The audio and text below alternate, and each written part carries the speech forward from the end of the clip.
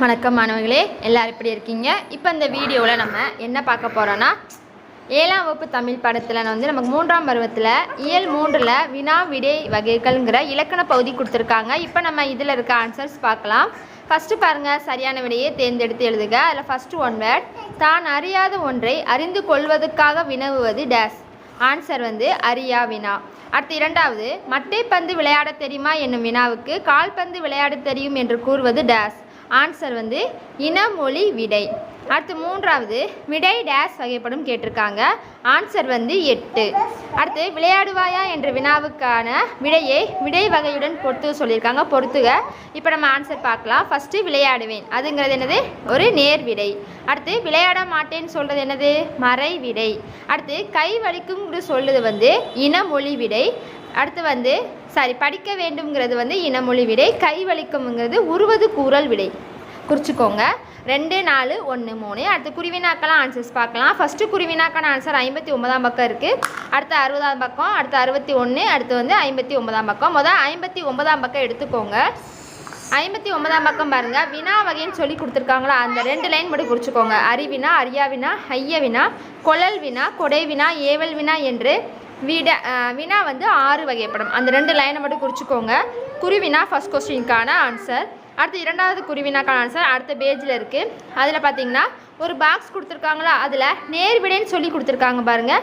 அந்த நேர்விடைன்னு போட்டுட்டு உடன்பட்டு கூறும் விடைன்னு போட்டுட்டு சைடில் இருக்குது பாருங்கள், கடைக்கு போவாயா என்ற கேள்விக்கு போவேன் என்று கூறுவது, அந்த இதை மட்டும் எழுதிக்கோங்க. என்று உடன்பட்டு கூறுவதுன்னு இருக்கா, அது வரைக்கும் பிடிச்சிக்கோங்க. நமக்கு இரண்டாவது கொஸ்டினுக்கான ஆன்சர். அடுத்து மூன்றாவது கொஸ்டினுக்கான ஆன்சர் நான் புக்கில் இல்லை, ஸோ நான் ஆன்சர் எழுதியிருக்கேன், அதை அப்படியே பார்த்துக்கோங்க. குறிப்பு விடைன்னு போட்டு இதில் விடைகள் குறிப்பாக பொருள் பொருந்து கொள்ளும்படி இருக்கும். வெளிப்படை விடையில் இவை நேரடி விடைகளாக இருக்கும். இதுதான் குருவினா, மூன்றாவது குருவினாக்கான ஆன்சர். அடுத்து நான்காவது குருவினாக்கான ஆன்சர் நமக்கு ஒரு பாக்ஸ் கொடுத்துருந்தாங்க பார்த்தீங்களா, அதில் கொழல் வினா, கொடை வினான்னு சொல்லியிருக்கா. கொழல் வினான்னு போட்டு அந்த 2 லைன் எழுதிக்கோங்க, கொடை வினான்னு போட்டு அந்த 3 லைன் எழுதிக்கோங்க. அதை மட்டும் எழுதினா போதும்.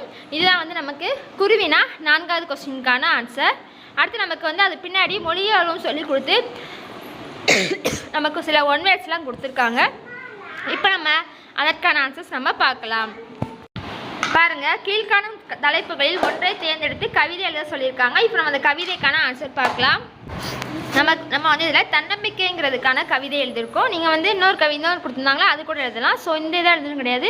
உங்களுக்கு தன்னம்பிக்கைக்கு வேறு கவிதை தெரிஞ்சால் கூட நீங்கள் அதை கூட எழுதிக்கலாம். நெக்ஸ்ட்டு அது கீழே பாருங்கள், அது என்னும் இடைச்சொல்லை சேர்த்து தொடர்களை மீண்டும் எழுத சொல்லியிருக்காங்க. இப்போ நம்ம இதற்கான ஆன்சர்ஸ் பார்க்கலாம். பாருங்கள், நம்ம எல்லா இது கூட என்ன செய்யணும், அதுங்கிறத சேர்த்து எழுதணும். அண்ணனது கடிகாரம் அழகாக உள்ளது, அதில் நம்ம அதுங்கிறத சேர்த்து எழுதியிருக்கோம் பார்த்தீங்களா.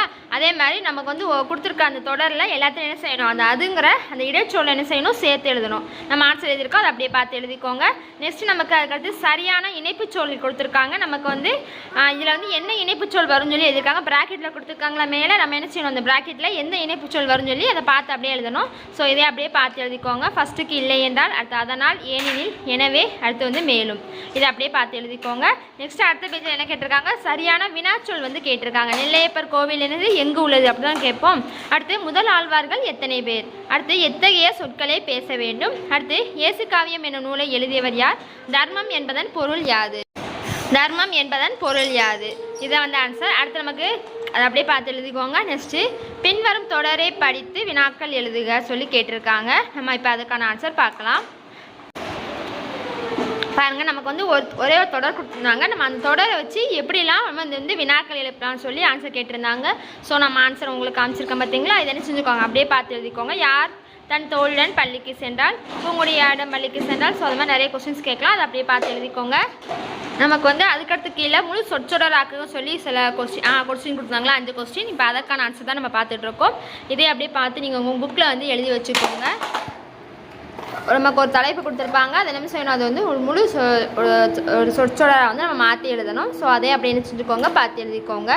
தேசிய அளவிலான கைப்பந்து போட்டி தமிழக அணி வெற்றி, அது மாதிரி இதாக கொடுத்துருக்காங்க. நம்ம என்ன செய்யணும், அது ஒரு தொடராக நம்ம எழுதணும். தேசிய அளவிலான கைப்பந்து போட்டியில் தமிழக அணி வெற்றி பெற்றுள்ளது, அதே மாதிரி என்ன செய்யணும், தொடராக நம்ம எடுத்து எழுதணும். மொத்தம் நமக்கு 5 இது கொடுத்துருந்தாங்க. ஸோ நம்ம 5க்கும் நம்ம ஆன்சர் காமிச்சிருக்கோம். அதை செஞ்சுக்கோங்க, அப்படியே பார்த்து எழுதி வச்சுக்கோங்க. நெக்ஸ்ட் நமக்கு அடுத்த பேஜ் என்ன கொடுத்துருக்காங்கன்னா, தீ விபத்து பாதுகாப்பு முறைகள். ஸோ தீ விபத்து ஏற்படுச்சா நம்ம எப்படிலாம் பாதுகாப்புன்னு சொல்லி கொடுத்துருந்தாங்க. அதுக்கடுத்து அது கீழே அதோட கொஸ்டின்ஸ் கேட்டிருந்தாங்க. ஸோ இப்போ நம்ம ஒவ்வொரு கொஸ்டினுக்காக ஆன்சர் பார்க்கலாம். ஃபஸ்ட் கொஸ்டின் பாருங்க, நமக்கு 64ஆம் பக்கம் இருக்குது. செகண்ட் 65 65, அடுத்து 66ஆம் பக்கமும் 65ஆம் பக்கம் இருக்கும். முதல் பேஜ் நம்பர் ஃபுல்லாக போட்டுக்கோங்க. நம்ம வரிசையாக ஆன்சர்ஸ் பார்க்கலாம். ஃபஸ்ட்டு 64ஆவது பக்கம் எடுத்துக்கோங்க. 64ஆம் பக்கம் பாருங்கள், முன்னெச்சரிக்கை நடவடிக்கைகள் சொல்லி கொடுத்துருக்காங்களா. அதில் ஃபஸ்ட்டு அந்த 2 லைன், வீடுகளிலும் பொது இடங்களிலும் தீ பாதுகாப்பு கருவிகள் பொருத்தப்பட்டிருக்க வேண்டும். அதையும் அது கீழே பாருங்கள், நிறுவனங்களில் பணிபுரியும் பணியாளர்களுக்கு தீ தடுப்பு பயிற்சி, அந்த 2 பாயிண்டையும் குறிச்சுக்கோங்க. ஃபஸ்ட் கொஸ்டினுக்கான ஆன்சர். அடுத்து செகண்ட் கொஸ்டினுக்கான ஆன்சர் அடுத்த பேஜில் இருக்குது. அடுத்த பேஜில் தீ விபத்து ஏற்படும் சொல்லி கொடுத்துருக்காங்களா, அந்த ஒரு லைன் மட்டும் குறிச்சுக்கோங்க. தீ விபத்து ஏற்பட்டிருக்கும் பகுதியில் உடனடியாக மின் இணைப்பு துண்டிக்க வேண்டும். இது வந்து 2வது கொஸ்டினுக்கான ஆன்சர். அடுத்து 3வது கொஸ்டினுக்கான ஆன்சரும் அதே பேஜில் தான். லாஸ்ட் ஒரு படம் கொடுத்துருக்காங்களா, அதுக்கு மேலே இருக்க லைன் பாருங்கள். பொது இடங்களில் தீ விபத்து ஏற்பட்டால் பதற்றமடைந்து ஓடாமல் அவசரகால வழியில் வெளியேற வேண்டும். அந்த ஒரு லைன் மட்டும் குறிச்சுக்கோங்க. 3வது கொஸ்டினுக்கான ஆன்சர். அடுத்து 4வது கொஸ்டினுக்கான ஆன்சர் பின்னாடி அடுத்த பேஜில் இருக்குது. தீ விபத்து ஏற்படும்போது செய்யக்கூடாதுன்னு சொல்லி ஒரு 3 பாயிண்ட் கொடுத்துருக்காங்களா, அதுதான் நமக்கு என்னது 4வது கொஸ்டினுக்கான ஆன்சர். அடுத்து 5வது கொஸ்டினுக்கான ஆன்சரும் நமக்கு நம்ம செகண்ட் கொஸ்டின் தேர்ட் கொஸ்டின்லாம் குறித்தோம் பார்த்திங்களா, அதிலே தான் இருக்குது. அதில் உடுத்திருக்கும் சொல்லி ஒரு லைன் ஸ்டார்ட் ஆகும். அந்த ஒரு லைன் ஃபுல்லாக குறிச்சிக்கோங்க. உடுத்திருக்கும் ஆடையில் தீப்பிடித்தால் உடனே தரையில் படுத்து உருள வேண்டும். அந்த ஒரு லைன் மட்டும் குறிச்சிக்கோங்க. அவ்வளோதான். இப்போ நம்ம இந்த பாடத்துக்கான ஆன்சர் ஃபுல்லாமே பார்த்துட்டோம். உங்கள் ஃப்ரெண்ட்ஸ்க்கும் ஷேர் பண்ணுங்கள். நம்ம வீடியோ லைக் பண்ணுங்கள், ஷேர் பண்ணுங்கள். தேங்க்யூ.